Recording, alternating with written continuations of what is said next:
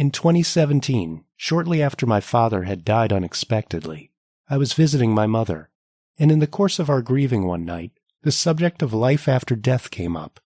I asked my mom something I'd never asked her before, whether she believed in the afterlife. Without any hesitation, my mom told me something that's stayed with me ever since. I sure do, she told me. I mean, we have a choice as to whether or not to believe in it, so what's the harm in believing? I choose to believe. My mother, of course, is far from alone in that regard.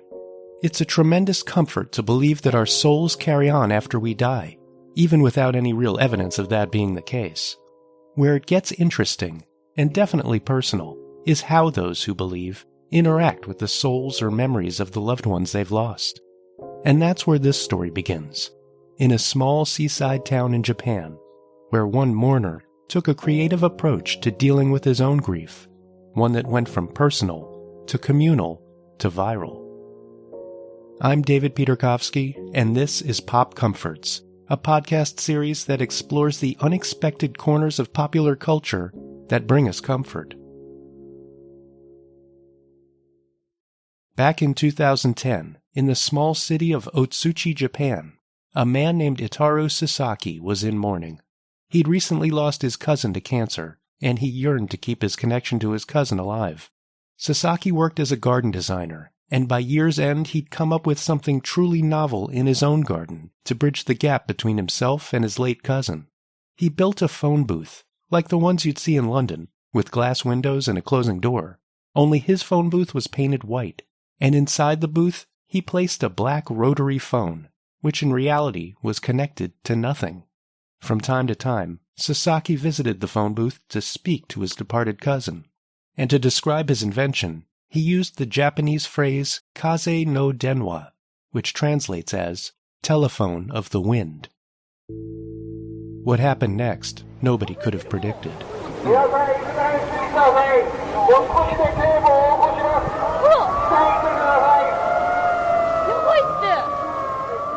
In March 2011, a powerful earthquake and tsunami devastated many parts of Japan, Sasaki's hometown included.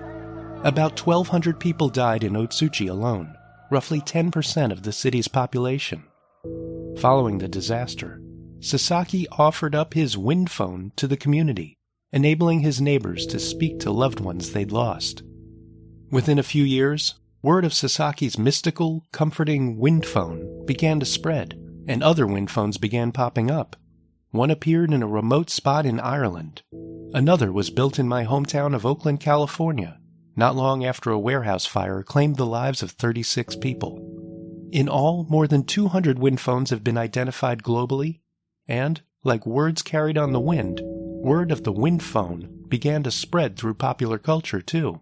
The idea of the wind phone has inspired at least 2 children's books on grief, as well as a novel. It also played a key role in a short film from Austria released in 2019, and a feature-length movie from Japan in 2020. And countless news stories over the years have shared the touching story of Sasaki's original wind phone. But the wind phone's biggest push into pop culture may have come through social media. Wind phones are pretty photogenic, and they're often located in idyllic areas, and make use of charmingly old-fashioned phones. So they're a natural for photo-heavy platforms like Facebook and Instagram, which is how I learned about them not too long ago. And that's how I met a woman who isn't just an avid wind phone user, she's possibly its biggest proponent. Hi, my name is Amy Dawson. I'm the founder of mywindphone.com, where we collect locations for various wind phones around the world, as well as spread awareness of grief and the powerful tool of wind phones. Amy Dawson is a retired reading specialist who divides her time between New Jersey and Florida. She's warm and friendly, and very open about the circumstances that led to her launching a website celebrating the healing and comfort provided by wind phones. Those circumstances were set in motion a few years back, when Amy and her husband faced what many would say is a parent's worst nightmare. My daughter, Emily, had a terminal illness. She passed away April 2nd of 2020. However, prior to that, she had been quite sick for a couple of years, somewhere around 2019. And when you speak with anyone who, has gone through a terrible terrible situation as we had. The days and the years are a little fuzzy leading up to and right after Emily's death. But before she did die, we had read about wind phones, come across a couple of things. I was reading a lot about grief and illness and sickness and really trying to help find a way to help her, and had read about the wind phone. After Emily passed away, and as I was struggling with my loss of my daughter, I was reading more and more about grief, trying to help myself through it. We were in the very beginning of COVID, so things were shut down. Support was really not available. Friends weren't coming out of their houses, of course, if you remember March and April of 2020. And so it was very isolating, more so than I think grief is anyway, because of the times we were living. Somewhere along those times, when I was researching grief and would talk to Emily all the time. I would call her phone still and text her phone and always say to her, I wish you could answer me. I wish you would call me. I wish you could text me back, whatever. And then, I don't know, a bell went off and I remembered about wind phones, about the telephone of the wind in Japan. And that's kind of where the story all began. And so truly starting the website was therapeutic for me. It allowed me to put my grief and my sadness and give me a purpose. I needed to continue to be Emily's mother in some way. And I truly feel this project is something Emily and I do together. I feel like she's in heaven answering the wind phone, and I'm on earth helping people find them. I feel like she's up there and she'll say, hey, Joe, your mom's on the phone. Kind of like the old operator that we used to have in the old days. So do you recall your first opportunity to use one personally? Well, before I was able to find a public one, because truly they have grown exponentially in the last year and a half. I had a private one in my yard. And I always like to make sure that people know there are various forms of wind phones. If you don't have one near you, you can make your own for your yard. If you're not wanting to, or it's beyond your realm of like doing a public one, you can do a private one. But the first one that I visited, I have to say would be, well, first I made one for Emily, put her on a trail in the woods. So that would have been the first public one that I visited, was hers. But since then, I've had the pleasure of going and seeing many others. Because I live in New Jersey, I went and saw the Princeton one, and I've been there several times. It's beautiful. It's right on the Princeton campus. And the impetus for that was Milette Israel. She's a grief therapist in New York. She had created a wind phone on the Appalachian Trail in New York. And then she was a graduate of Princeton. She made a travel one, and she brought it down in May of 22 to the reunion. And I think that made a spark with Princeton, and then Princeton created one, which is really neat. And then my son and daughter-in-law and I took a trip we were in Asheville. We stopped there and visited the wind phone. So I have been going to various ones, and a lot of my contacts have been going to the various ones near them and taking pictures. Gotcha. And what was it about the wind phone that drew you in, you think? Emily loved her phone. Like most people, we're all connected by our phones, but especially as Emily became more sickly, her phone was her connection to her outside world. And Emily's best friends are her brother and her sister. And she called them constantly. So just anything with a phone made a whole lot of sense. So she loved her phone. And I think that was really, truly like what sparked me on it. It was like, if anyone's answering a phone in heaven, it's Emily. If she's not already on the phone. Right. And at some point you went from a wind phone user to a wind phone evangelist of sorts. What compelled you to start your website? Really, truly, it was therapeutic for me. I'm a creator. I'm a maker. I like to do things that are creative. And so I started really wanting to document it. And then I am an administrator on a couple of Facebook groups, and I can see where there's healing in community. And so I felt that the more people, I knew it helped me, the more people that we could make aware of this grieving tool, then the more people that could be helped. And it had impacted me so that I just really wanted to share it. It's taken off in a beautiful way. It's taken off. So I'm so pleased that it has. And more people are aware of them. More people are creating them. There are more keepers of the various wind phones, and it's just exciting to watch. It's how I spend my day. I'm retired. It's really what I dedicate all my time to now. And just curious, what did your friends and family make of your interest in the wind phone? Were they all in on the concept and your embrace of it? Absolutely. But they always are. I've got a very supportive family. My children and my husband, very always. We have a old 1957 phone booth I'm restoring. It's going to go locally. It's gorgeous. It's taking me a while because it had a lot of coats of paint to strip and everything else, but they're all very, my son and daughter-in-law last year gave me a rotary phone for Christmas. They found a really cool green one. My daughter, my oldest daughter, she's always willing to brainstorm and think about how we can do things better. So they're very supportive. Where do you find an old wooden phone booth? I'm curious. I found it on Facebook Marketplace. They're not so easy to find, but they're more difficult to move.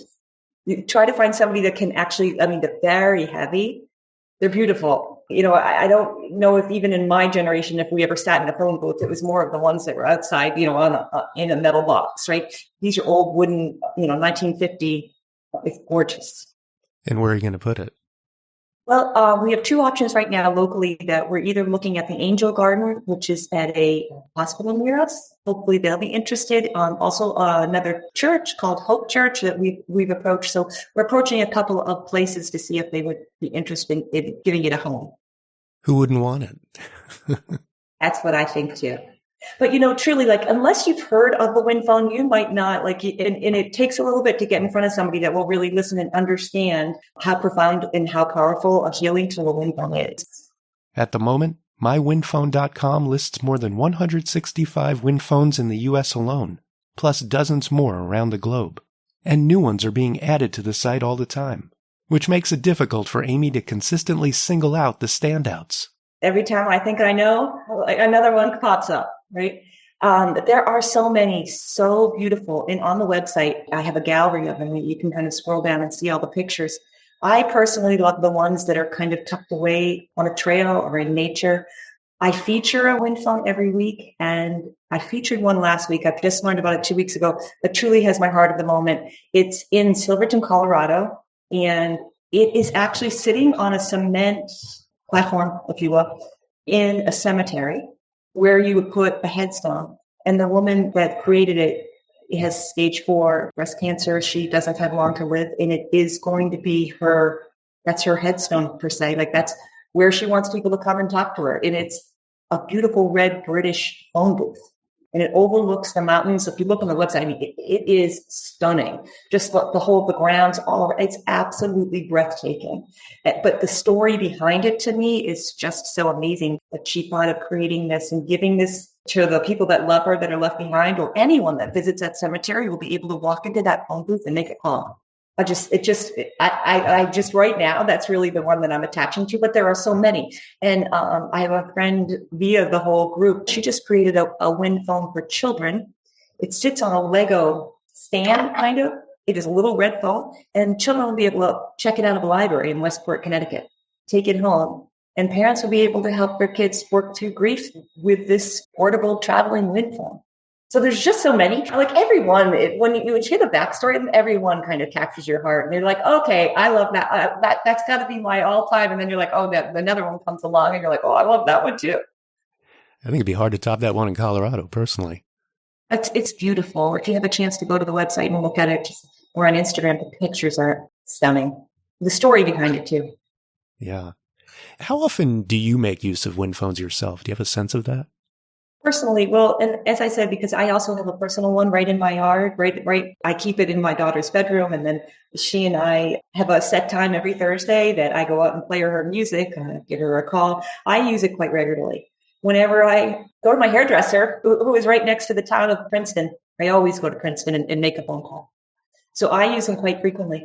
However, I had so many people that reach out that have visited a wind phone. For some people, it's just enough to go once to say what it is that they needed to say, and they feel more at peace, and that was all they needed.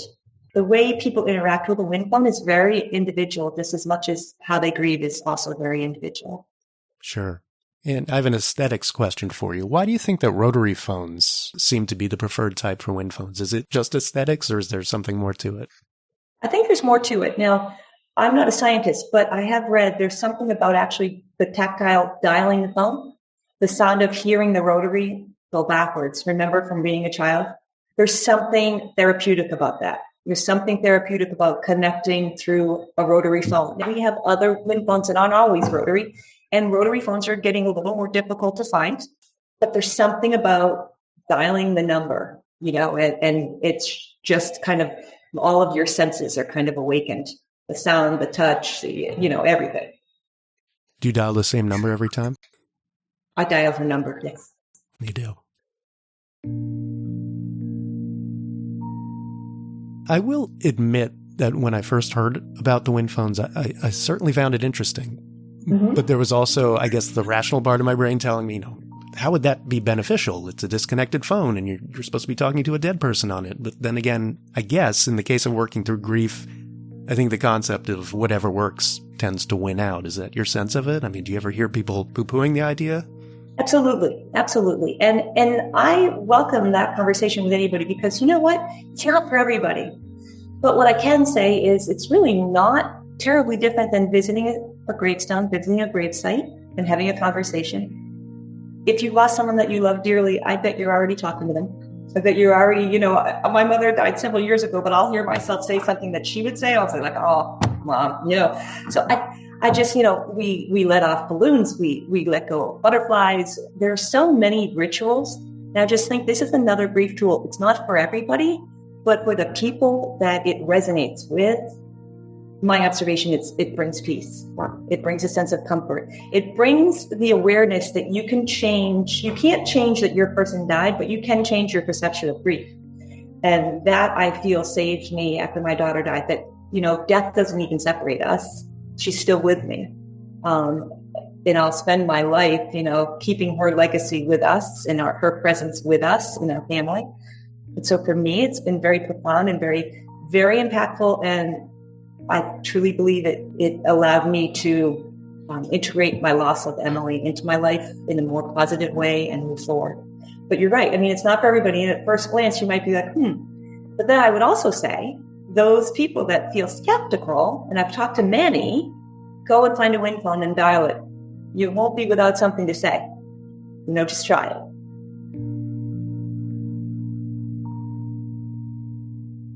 And I think that you really can't talk about the profoundness of a wind phone until we talk about grief. I mean, we are such a death-phobic society.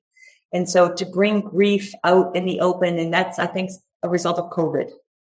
Or so many deaths where we didn't get to say goodbye to the people that we love. We didn't get to bury them right away. And I mean, it was such a terrible situation for families that lost loved ones.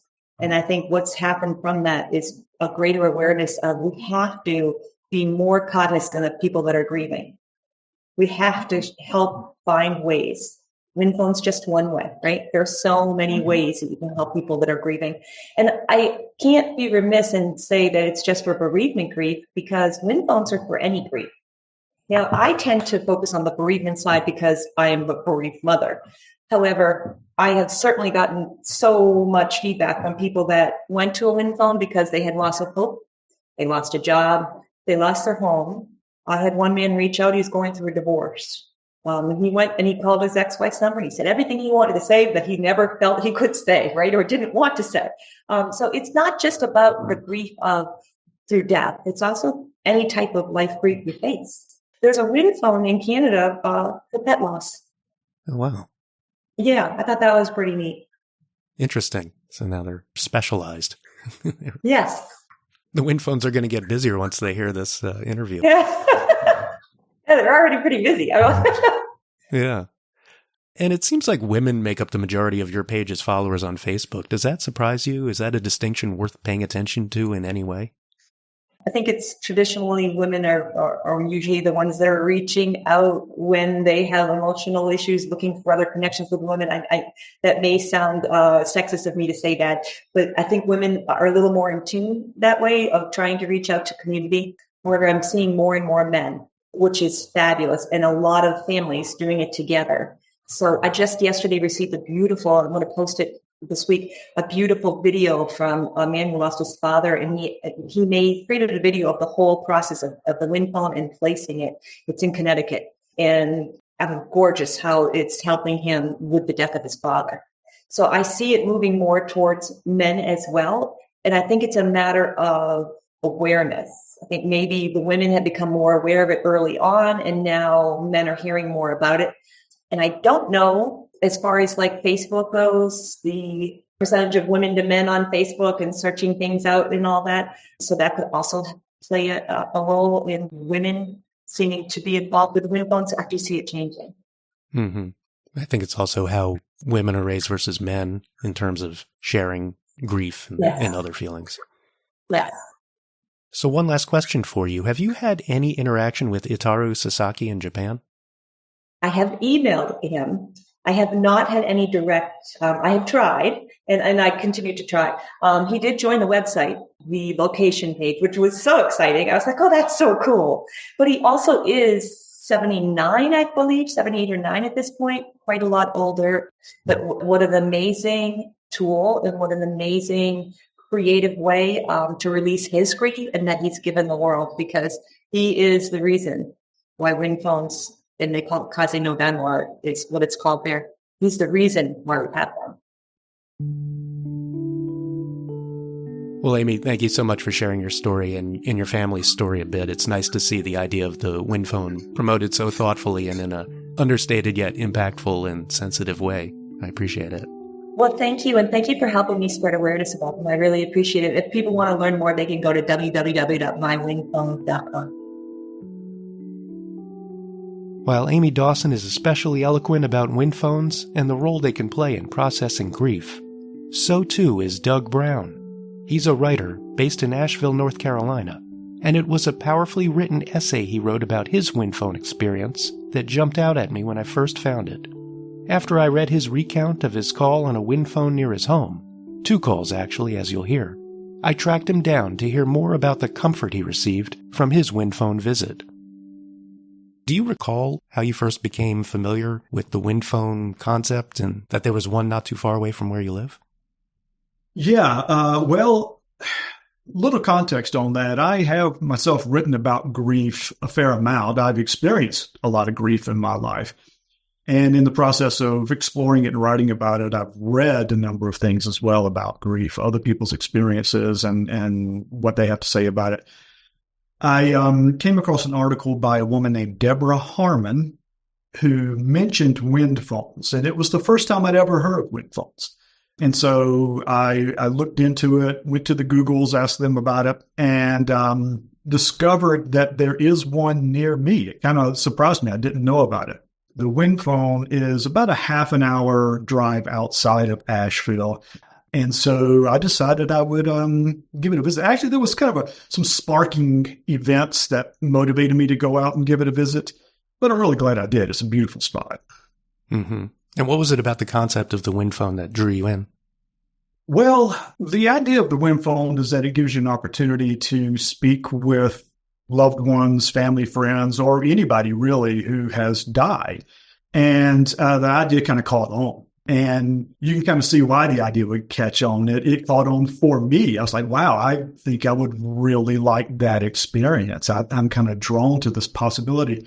And I don't want to give the sense that I'm delusional, that I really felt like a phone booth was going to connect me with people who had died. But I will tell you, the experience kind of broke me in half. It was a big deal. It was a much bigger deal than I thought. I had all these sort of ideas in my head of, I don't want to play it up. I don't want to think that something magical or mystical is going to happen. I just kind of want to go and have the experience and see what it's like. And then once I actually was there and experienced what it was like, it was really quite something. I said it about broke me in half. I was emotional during the visit. Yeah, and I noticed in your essay, well, first of all, you referred to yourself as, quote, mystical but not delusional, which is a quote that jumped out at me. And I'm guessing as you're making that long drive, you're kind of working through setting your expectations as to what the wind phone could or could not do for you. Is that accurate? Yeah, I think that's accurate. So about, like I said, about a 30-minute drive out there. So I had a little bit of time to kind of get myself into the frame of mind where I wanted to be receptive to whatever the wind phone had to offer me. But I also didn't want to expect too much. I didn't want to think that it was going to magically transport me into another realm, So I was sort of raising my openness and lowering my expectations at the same time, I was playing my satellite radio on the way out, and the U2 song, All I Want Is You, came on. And for me, that's always been a very meaningful song that it kind of helps me. It's sort of my goodbye song. If someone has died and I'm sort of learning to let them go. That's one of the songs that I turn to that resonates. That song played while I was on the way out. I didn't cue it up and make it play. It just played. So already my mind is like, woo, all right, I'm prepping myself for an extraordinary experience here. And it was an interesting drive out. And mystical. Yeah, I think so. That's a hard thing to nail down, mystical. I mean, we say that mystical experiences are ineffable for a reason. They are ineffable. They're hard to describe and hard to pin down. But yet at the same time, I really did feel like I was having quite an experience that day. And as you're driving out, did you figure out who you were going to talk to on the phone and what you would say? Well, that was kind of a dilemma. And I'll tell you, when I say I've experienced grief in my life, that started young. I had a brother who I just absolutely adored, who died when I was 14 years old. And I don't especially want to go into that experience right now, but I'll just tell you, it was devastating to me. And I kind of have lived my life since then under the shadow of that experience. Then, more recently, there was a stretch of time a few years back where 10 people I love died in a 5-year stretch of time.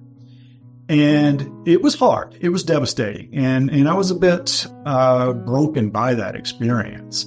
Now, I wasn't the only one going through that. Other family members and friends knew these same people, and they were having experiences. But for me, it was personally a really hard stretch of time. And so when I was driving out to visit the wind phone, I thought, which of these many people do I want to speak to on the phone? And I didn't know. I really didn't. I didn't know until I got there. I was just sort of letting it sit as I drove out to see if something came to me. And it really didn't.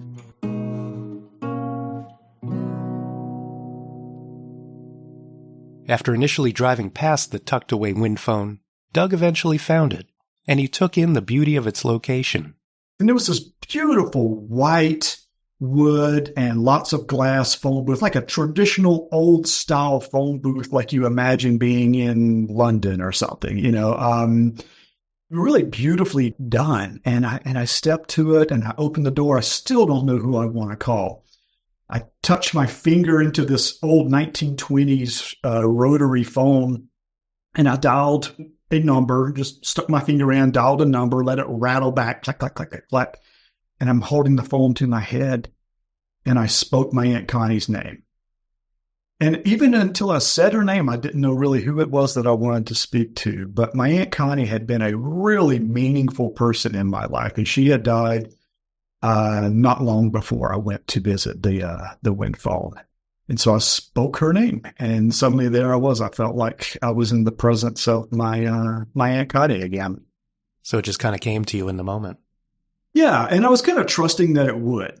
And I think that's what the wind phone offered to me is I know you're interested in comfort, where people find comfort. And finding comfort in grief is an important thing to explore. And so I didn't go into it with an agenda. I didn't go into it with a strategy. I went into it with an openness to what comfort did the wind phone have to offer me. And so, yeah, I kind of waited until the moment that my finger was in the dial and the old phone was held to my head. And then it just kind of came to me that that's who I wanted to speak to. And do you recall anything of what you said to her? Very little, actually. It was such an emotional moment. And I should back up. Before I even got to the wind phone, I was walking up, and there were various things that I was seeing. People had left painted stones along the pathway. They had tucked notes under the stones. There were photos that people had left there of their own people. There was a mailbox outside the phone booth, and the mailbox was so that people, if you didn't want to speak, you could just write a letter to your loved one. And I looked inside, kind of glanced down in it, and all I could see was one envelope, and on the envelope were the words "to Mama," which was kind of heartbreaking when you think about it. It was in a child's handwriting too. Here's a child who had dropped this letter off for her mother. So I was already having a bit of an emotional experience before I ever even stepped into the phone booth and dialed my aunt, so to speak. The reason I tell you that is your question is, do I remember what I said? honestly, kind of not really. I remember only a little of what I said. It was just such an emotional event. I asked if she was there, and I felt like she was. I said a few things to her, like how much I miss her, that I hope she's proud of me, things along those lines. But also just kind of spoke words that just felt like sorrow, but also releasing sorrow and saying goodbye and just expressing appreciation and love for this person who had been a part of my life. I will tell you, we've been kind of half joking about being mystical but not delusional. I did not hear any words back from her.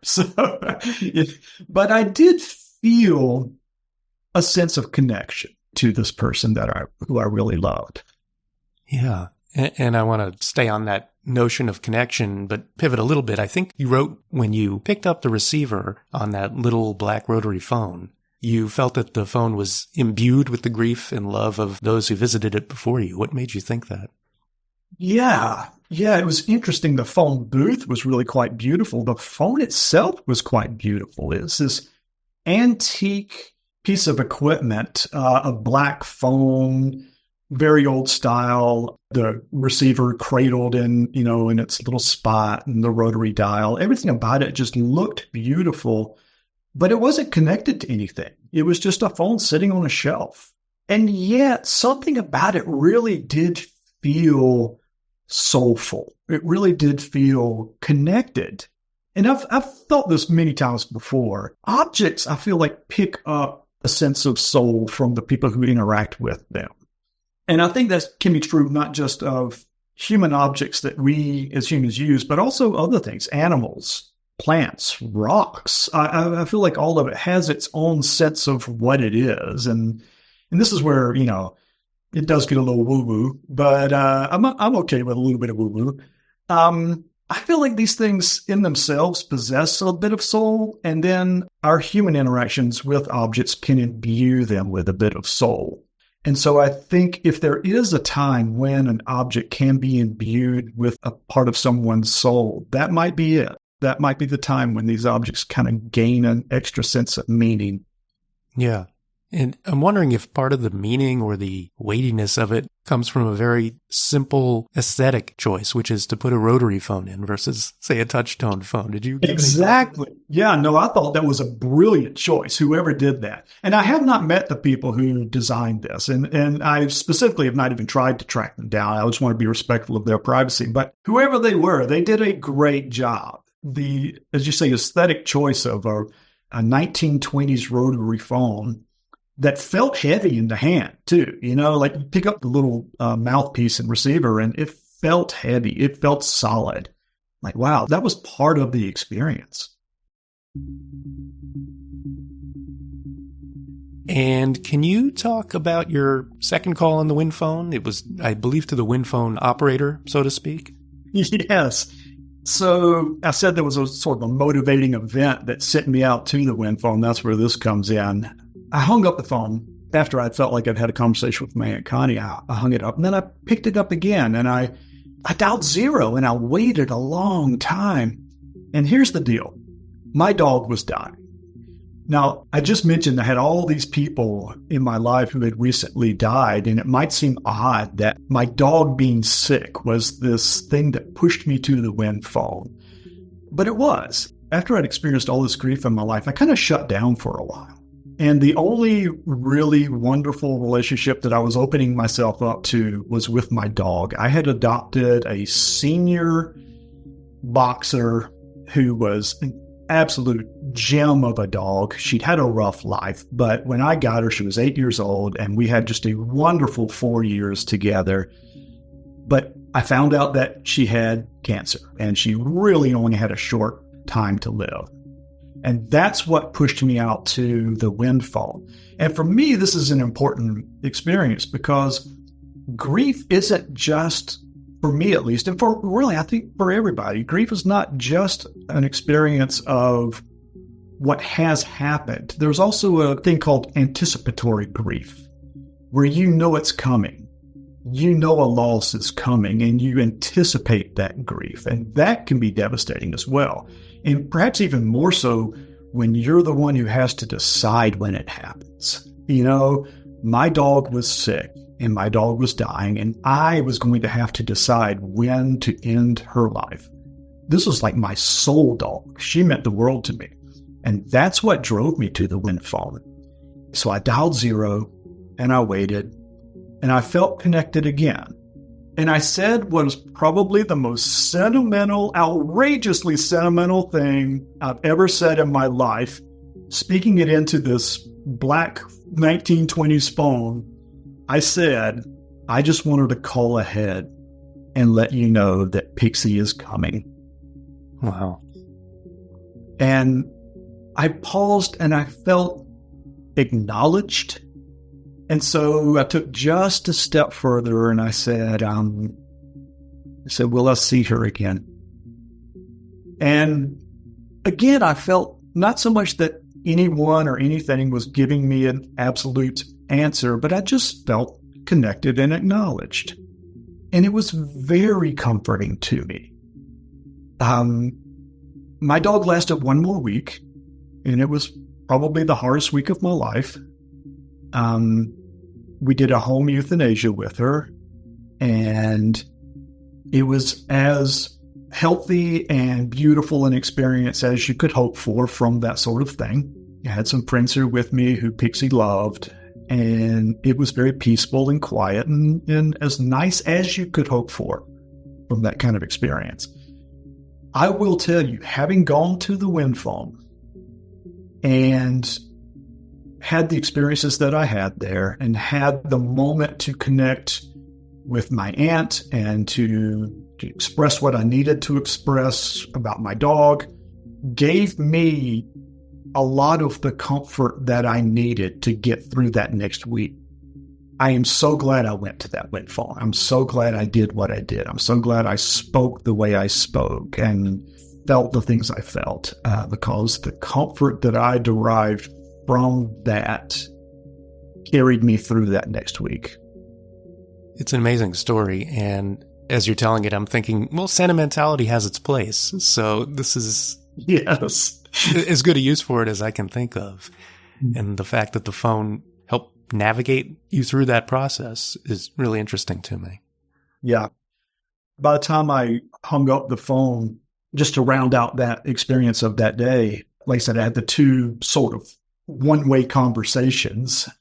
And then I hung up and I realized at that point why there was a box of tissues in that windfall. I backed out of the booth and wiped my face on the sleeve of my shirt. But yes, it was a very emotional experience. And I walked back to my car where my dog was asleep in the back, and I drove home.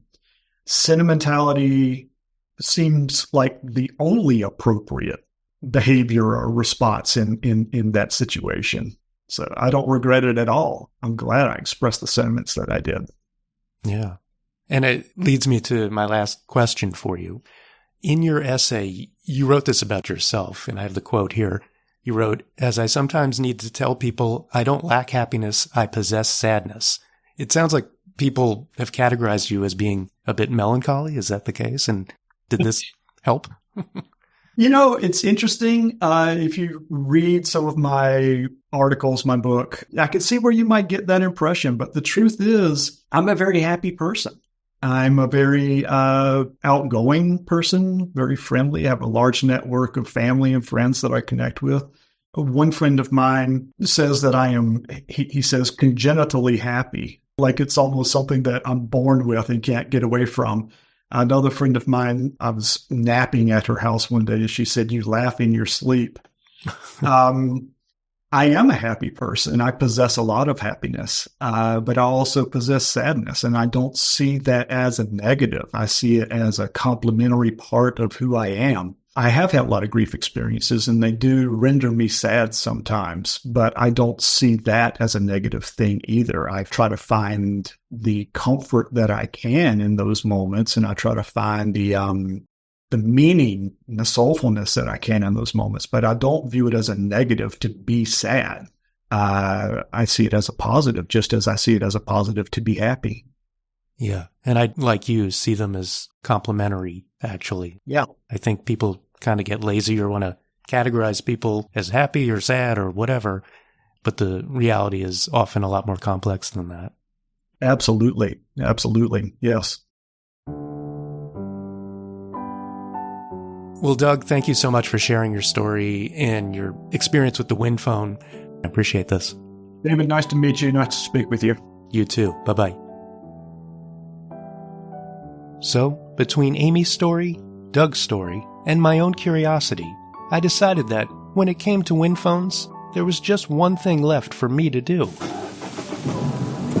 Using Amy's website, I located a wind phone in Danville, California, a suburb of San Francisco that's not too far from my home, and off I went to check it out for myself.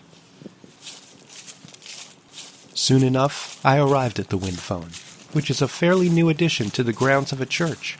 It's a robin's egg blue rotary phone in a small wooden box mounted on a tree. Here we are. And for my first call, I decided to speak to my grandfather, my mom's dad, who died just before my 4th birthday, and who I really don't remember, but who I've always felt a strong connection to because my mom has always said I remind her of him. I even brought along his old work telephone number to dial. Got it right here. It's so old it's got letters. T1.